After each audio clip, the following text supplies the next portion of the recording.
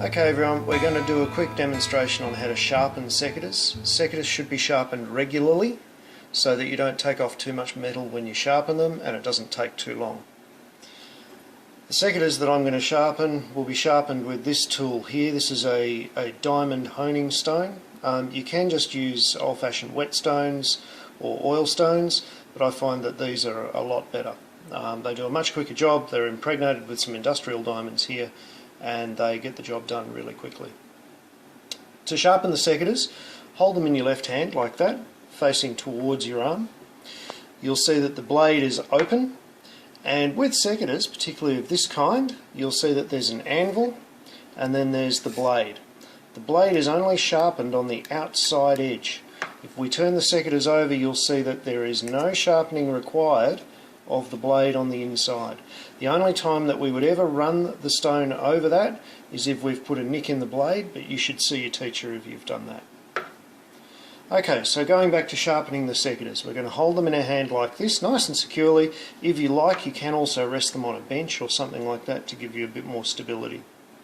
What I'm then going to do is I'm going to come in holding the sharpening stone on the rear end with one finger pointed towards the blade, and I'm going to come in at an angle of 23 degrees. Now 23 degrees is the ideal angle to sharpen your secateurs at, and you'll notice that when you hold it at that angle, you'll make a polished section along the blade that's about 2 millimeters thick. And as you can see, I'm keeping my hand nice and straight, and I'm going around in a circular motion, and I'm not pushing very hard. The other thing I make sure I do is I spend an equal amount of time on all sections of the blade, because I don't want to sharpen one part of the blade a lot more than another. That'll just wear the blade unevenly. When I've finished, if you have a close look at the blade, you'll see that the polished section of blade is an equal distance all the way along. That means that I've kept my angle straight and I haven't gone up and down with my sharpening stone.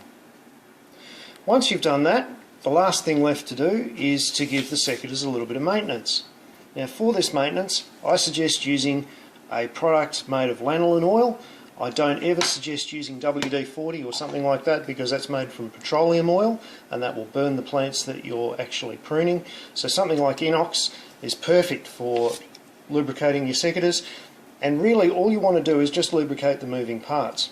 So a good quick sharp spray like that on either side is plenty. Open and close them a few times, wipe off the excess with a cloth, and you're finished and you can put your secateurs away.